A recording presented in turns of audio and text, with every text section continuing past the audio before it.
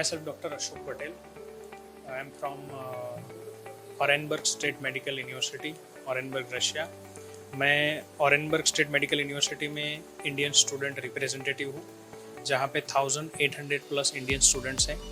और रशिया में मारी, कज़ान, पम, त्वेर, तुला ऐसी बहुत सारी यूनिवर्सिटीज़ हैं जिसमें इंटरनेशनल स्टूडेंट एडवाइज़र के तौर पे मैं काम करता हूँ।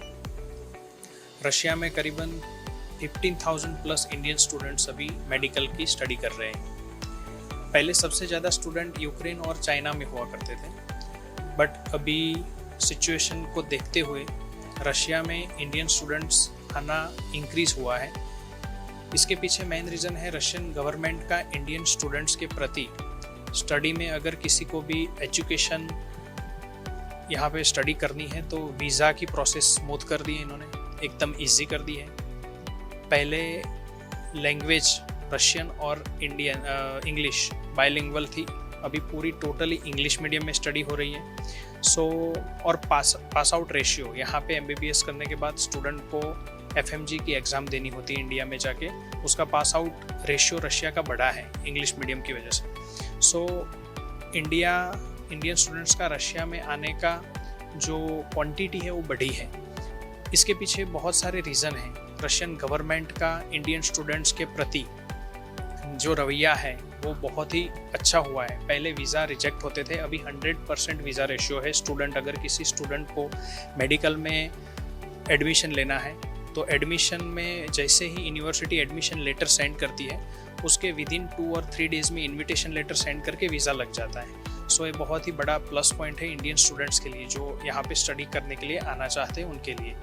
दूसरा, सेफ्टी कंसर्न से देखा जाइए तो बाकी सब जगह पे हम देखते हैं कोई रसीज़म का केस वगैरह वगैरह, यहाँ पे ऐसा नहीं है। यहाँ रशियन लोग इंडियन की जितनी वैल्यू करते हैं उतनी वैल्यू मेरे दोस्त दूसरे कंट्रीज़ में रहते हैं उतनी नहीं है जितनी रशिया में इंडियन लोगों को रिस्पेक्ट करते हैं। रशिया में जो कल्चर है, इंडियन कल्चर को रशियनों ने एडेप्ट किया हुआ है। फॉर एग्जांपल अगर आप बॉलीवुड की बात करोगे तो ये बॉलीवुड की मूवीज़ का नाम मुझे नहीं पता होगा, इतना रशियंस को पता होगा।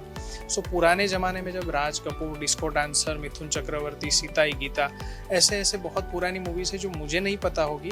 ये बात रशियन जब हम टैक्सी में बैठते हैं तो ड्राइवर को पता होती है बात, तो हमें इसी से पहचानते हैं कि आप तो बॉलीवुड गोरज से हो। गोरज मीन्स सिटी, आप बॉलीवुड सिटी से हो, बॉलीवुड फेमस है, वहाँ से आते हो, तो आपका कल्चर हमें बहुत पसंद है, तो अच्छा लगता है, हमारे साथ जुल मिल के रहने वाले लोग हैं। सो इसी वजह से रशिया सबसे डिफरेंट होता है, अलग होता है। और हमारे कोई भी कल्चरल फेस्टिवल्स हो उसमें हम रशियंस को बुलाते हैं। रशिया का कोई मास्लेनित्सा जैसे फेस्टिवल हो कल्चरल, उसमें इंडियन स्टूडेंट्स को बुलाते हैं। तो एक कल्चरल एक्सचेंज जो है उसकी वजह से इंडियंस को होम सिकनेस नहीं, होमली फील होता है। सो ज़्यादा इंडियन स्टूडेंट्स यहाँ बढ़ने का रीज़न एक कल्चरल एक्सचेंज भी है और साथ साथ में यहाँ की सेफ्टी। रात को आप कभी भी बाहर अकेले आप घूम सकते हो रशिया में, आपको कोई इश्यू नहीं होगा, कोई प्रॉब्लम नहीं होगा।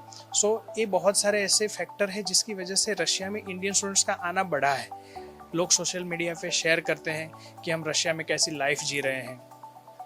सो safety concern, English medium, government का वीज़ा जो प्रोसेस है वो स्मूथ। सो ये सब पॉइंट्स की वजह से, पॉजिटिव पॉइंट्स की वजह से रशिया में इंडियन स्टूडेंट्स का आना इंक्रीज़ हुआ है। सो अभी 15,000 प्लस इंडियन स्टूडेंट्स इसी रीज़न से यहाँ पे पढ़ रहे हैं और इस साल भी बहुत सारे स्टूडेंट्स आ सकते हैं।